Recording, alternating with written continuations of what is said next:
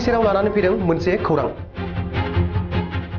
तामुलपुर जिल्लानि गरेसराव घुस लानाय समावनो हमजादों बाक्सा जिल्ला सोलोंथाइ बिफाननि गाहाय इन्जिनियार मुसा हक। तामुलपुर जिल्लानि गरेसराव घुस लानाय समावनो हमजादों बाक्सा जिल्ला सोलोंथाइ बिफाननि गाहाय इन्जिनियार मुसा हक।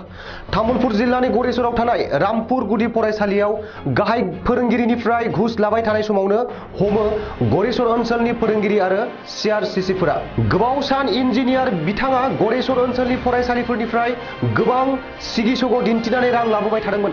फरायसालिफोराव फैनाय मोनफ्रोमबो सोरखारि अनसुंथाइनि थाखाय इन्जिनियार बिथांनो होनो नांगौ जानानै फैदोंमोन रांखौ होआब्ला फरायसालिनो होआमोन सोरखारि अनसुंथाइनि खरसा फोरमान बिलाइ।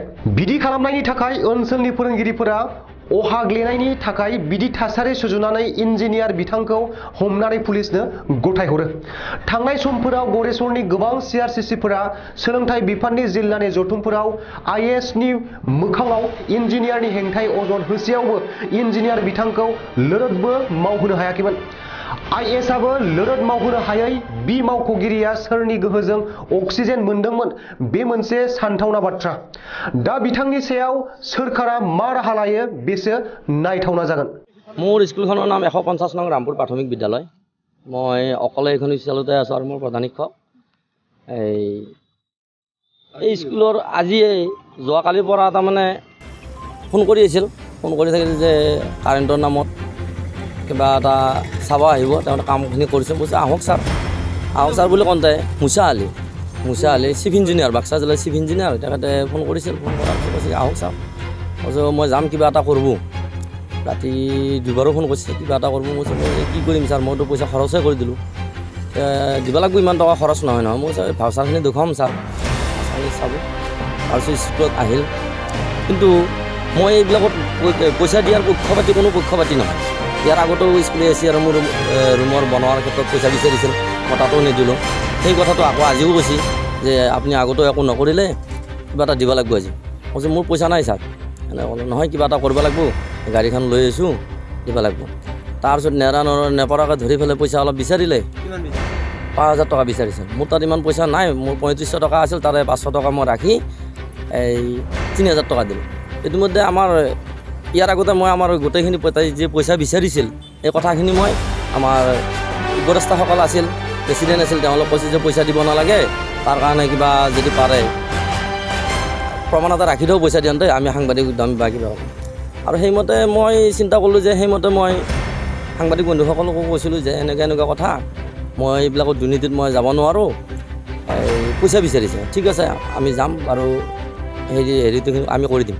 সেইমতে তেওঁলোকে ছাইডত আছিল আৰু মোৰ লগত আমাৰ উপদেষ্টা আছিল। উপদেষ্টাকো পইচাখিনি দেখা পাই পেলাই তেখেতে ধৰিলে যে কিহৰ পইচা লাগে। তাৰপিছতে সাংবাদিক বন্ধুসকল আহি আৰু তেখেতক ধৰি ৰুমৰ ভিতৰত আবদ্ধ কৰিলে। কথাখিনি তেখেতে জবাববন্দী ল'লে, তেখেতে পইচা লওঁ বুলি কৈছে। তাৰপিছত আমি পুলিচ মাতা হ'ল, পুলিচে গ'ল, যাই মানে পুলিচৰ আগতো তেখেতে কৈছে পইচা লওঁ বুলি। আৰু এইখিনি পইচাখিনি তেখেতৰ পকেটৰ পৰা ওলোৱাও হৈছে। আগৰ পৰাই সতৰ্ক হৈ আছোঁ। মই যোৱাকালি ৰাতিৰ পৰাই মই সতৰ্ক হৈ আছোঁ যে আগতে যোৱা বছৰৰ পৰা মোক এনেকুৱা হাৰাচমেণ্ট দিয়ে, খালি পইচা লাগে। কিন্তু মই পইচা দিয়াৰ কাৰণে কোনো পক্ষপাতি নাছিলোঁ মই এইবিলাক, কাৰণ চৰকাৰী কাম, মোৰ পইচা নহয়, কণ ল'ৰা ছোৱালীৰ পইচা, মই কেনেকৈ দিওঁ। মই দিব লাগে যদি মই লিখি দি হৈ যাব পাৰিছিলোঁ তাক যোৱা বছৰ, যে মোক এখন লিখি দিয়ক মই পইচা দিম। নাই এনেকৈ নেদিওঁ বুলি। এতিয়া আজিৰ ক্ষেত্ৰত 10খন স্কুলৰ পৰা তেখেতে পইচা কালেকশ্যন কৰিছে 5,000কৈ। আমাৰ স্কুলত যিখিনি জানো মই গোটেইখিনি হেডমাষ্টাৰে মই ফোন কৰি আছোঁ, কাৰ স্কুলত গৈছিল, কাৰ স্কুলত যোৱা নাই, গোটেইখিনি মই যোগাযোগ চলি আছিল যে কিমান দিলি পইচা, কিমান দিলি, গোটেইখিনি আছে, ৰেকৰ্ডিঙো আছে এইবিলাক। এই পইচা 5,000কৈ আনিছে গোটেই স্কুলত। আচ্ছা, আজি ঘটনাটো আচলতে কি হৈছিল? ঘটনাটো এনেকুৱা আছিল, আমাৰ CRCCবিলাকে আমি মানে আমাৰ ডিষ্ট্ৰিক্টৰ অৰ্ডাৰ অনুযায়ী ছাপোৰ্ট এণ্ড মনিটৰিঙৰ কাৰণে আমাক মানে বেলেগ ক্লাষ্টাৰত তিনিজন CRCC পঠাইছিল। আমি সেই মৰ্মে 150 নং ৰামপুৰ LPত আমি উপস্থিত আছিলোঁ। আৰু তাত আমি হেড ছাৰৰ পৰা গম পালোঁ যে আজি ডিষ্ট্ৰিক্ট প্ৰজেক্ট ইঞ্জিনিয়াৰজন আহিব আৰু তেখেতে মানে পইচা ল'ব আহিব। এইটোৱে কাৰণ তেখেতৰ ইলেক্ট্ৰিচিটিৰ পইচা সোমাইছে। আমি গোটেইখিনি লক্ষ্য কৰিছোঁ তেখেতে কাম চামখিনি সুন্দৰকৈ কৰিছে। তাৰপিছত আমি তেখেতক ক'লোঁ যে কিয় পইচা দিয়ে আপুনিতো কাম চামখিনি সুন্দৰকৈ কৰিছে। কৈছে নাই তেখেতে নামানে মোক বিভিন্ন ধৰণে হাৰাশাস্তি কৰি আছে ফোন কৰি আৰু পইচা নিদিলে বোলে ভৱিষ্যতে মই একো ফাণ্ড নাপাম স্কুলখনৰ। মই কৈছোঁ ঠিক আছে তেতিয়াহ'লে আজি দেখা যাব, আমি আছোঁৱেই যিহেতু আহক তেখেত। কিন্তু আমি অকণমান মানে পৰিকল্পিতভাৱে কৰিলোঁ কি আমি জানো যে আমি থকাত তেখেতে নিশ্চয় পইচা নল'ব, সেইকাৰণে আমি অলপ দূৰত অৱস্থান কৰিলোঁ। আৰু যেতিয়াই তেখেতৰ মানে পইচাটো লৈ তেখেতে গাড়ীত আহিল, আমি আগচি ধৰি, কিন্তু ইতিমধ্যে আমি এটা কাম কৰি ৰাখিছিলোঁ, সেই নোটখিনি আমি ভিডিঅ' কৰি ৰাখিছিলোঁ নম্বৰসহ, যাতে আমি পিছত তেখেতক আমি ধৰিব পাৰোঁ। আৰু সেই মৰ্মে আমি ধৰি সেই নোটখিনি তেখেতৰ পৰা উদ্ধাৰ কৰিছোঁ। আৰু তেখেতে স্বীকাৰো কৰিছে তেল খৰচৰ নামত লোৱা বুলি। এতিয়া কথাটো হ'ল এখন বিদ্যালয়লৈ গৈছে এজন অফিচাৰ, কেতিয়াবা কিবা কাৰণত তেখেতক কিবা এটা ফাইনেন্সিয়েল এছিষ্টেঞ্চ কৰা যায়, সেইটো উইলিংলি হেড টিচাৰবিলাকে কৰেই সাধাৰণতে। কিন্তু এখেতে এটা মিছন হিচাপে লৈছে প্ৰত্যেকবিলাক স্কুলত। আমি ইতিমধ্যেই এখেতৰ বিষয়ে আমি আমাৰ ডিষ্ট্ৰিক্টত বিভাগীয় কৰ্তৃপক্ষক বহুবাৰ অৱগত কৰিছোঁ, কিন্তু কোনেও সাহস নকৰে এখেতক একশ্যন ল'বৰ কাৰণে।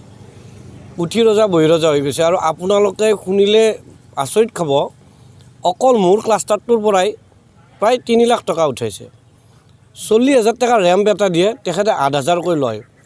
আৰু যদি নিদিয়ে শিক্ষকসকলক ভাবুকি প্ৰদৰ্শন কৰে, বিভিন্ন ধৰণে মানসিক হেঁচা দিয়ে, অন্য ধৰণে বিপদত পৰিব, তেখেতে ইউটিলাইজেশ্যন চাৰ্টিফিকেট নাপাব। গতিকে এনেকুৱা ধৰণে ভাবুকি প্ৰদৰ্শন কৰি তেখেতে সিংহভাগ লৈ যায়। এতিয়া এই প্ৰচেছটোৱে আমাৰ শিক্ষা ব্যৱস্থাটোত সাংঘাতিক ধৰণে ইম্পেক্ট এটা আনিছে। সাধাৰণতে কি হৈছে, আমি এতিয়া স্কুলবিলাক ভিজিট মাৰি গম পাইছোঁ, প্ৰধান শিক্ষক আৰু সহশিক্ষকৰ মাজত কোনো ধৰণৰ কোঅপাৰেশ্যন নাই। এটাই কাৰণ, তেওঁলোকে ভাবি লৈছে, সহশিক্ষকবিলাকে ভাবে প্ৰধান শিক্ষকে পইচাবিলাক খাই কামবিলাক আধৰুৱা কৰিছে। আচলতে নহয়। এই ডিষ্ট্ৰিক্ট প্ৰগ্ৰেম অফিচাৰজন ইঞ্জিনিয়াৰজন যেতিয়াৰ পৰা আমাৰ বাস্কা জিলাত আহিছে, তেতিয়াৰ পৰাই কামবিলাক আধৰুৱা হোৱা আৰম্ভ হৈছে। আৰু শিক্ষকবিলাকে মানে কামবিলাক ভালকৈ কৰিব নোৱাৰে, সেইকাৰণে তেখেতক পইচা দিব লাগে। মোৰ ক্লাষ্টাৰত মই শিক্ষকখিনিক বাধা দিছিলোঁ, আৰু এজন শিক্ষকে প্ৰত্যক্ষভাৱে তেখেতক অপ'জ কৰিছিল। এইবিলাক ফোন ৰেকৰ্ডিঙো আছে। প্ৰত্যক্ষভাৱে অপ'জ কৰিছিল যে মই পইচা নিদিওঁ, CRCCয়ে বাধা দিছে। কিন্তু তেখেতে নুশুনি তেখেতে দুজনমান তেখেতৰ লগত, আমাৰ শিক্ষকৰো দুখ নথকা নহয়, দুজনমান দালাল শিক্ষক তেখেতৰ লগত ঘূৰি সেই শিক্ষকজনক মানসিকভাৱে বিভিন্ন হেঁচা দি অৱশেষত তেখেতেও 5,000 টকা দিব বাধ্য হ'ল। আৰু তেখেতে মোক গোটেইখিনি কনফেছ কৰা মোৰ ভিডিঅ' ৰেকৰ্ডিঙো আছে। গতিকে এতিয়া কথাটো হ'ল, আমাৰ ব্যৱস্থাটোত যেন এটা ঘূণে ধৰিছে, আৰু প্ৰত্যেক ক্ষেত্ৰতে আমি পুঠি খলি অনাবিলাক ফাঁচি যাওঁ। এই ডাঙৰ ৰৌ বৰালিবিলাকক কোনেও কৰায়ত্ব কৰিব নোৱাৰে। আৰু আমি কৰায়ত্ব কৰি আমি আইনত গতাই দিছোঁ। এতিয়া আইনে কিমান দূৰ ব্যৱস্থা লয় সেইটোৱে মানে চাবলগীয়া হ'ব। আৰু মই অনুৰোধ কৰিছোঁ এই আপোনালোকৰ মাধ্যমৰ যোগেদি, যাতে তেখেতৰ গোটেই সম্পত্তিৰ অনুসন্ধান কৰি এটা জবত থাকি তেখেতে যিমান সম্পত্তি কৰিব লাগিছিল তাতকৈ 1000 গুণ বেছি সম্পত্তি কৰিছে।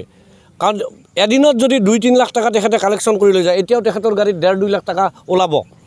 গোটেইখিনি প্ৰধান শিক্ষক যাৰ পৰা পইচা লৈছিল, আজি গোটেইখিনি শিক্ষক আহি তাত কৈ গৈছে যে মোৰ পৰা ইমান লৈছে। সেইখন লিষ্ট ক'ব গ'লে বহুত দীঘলীয়া হ'ব। গতিকে মই আৰু বেছি নকওঁ। আমাৰ CRCCখিনি সকলোৱে জানে কাৰ পৰা কিমান পইচা লৈছে। আপোনালোকে আৰু এই আমি গতাই দিছোঁ আমাৰ প্ৰশাসনক, আৰু প্ৰশাসনে যাতে এইবিলাক অনুসন্ধান কৰি এনেকুৱা অফিচাৰবিলাকক মানে সমূলঞ্চে নাশ কৰে, এয়ে মোৰ অনুৰোধ। বিদ্যালয়সমূহৰ যিটো মানে চৰকাৰী অনুদান আহে, এই অনুদান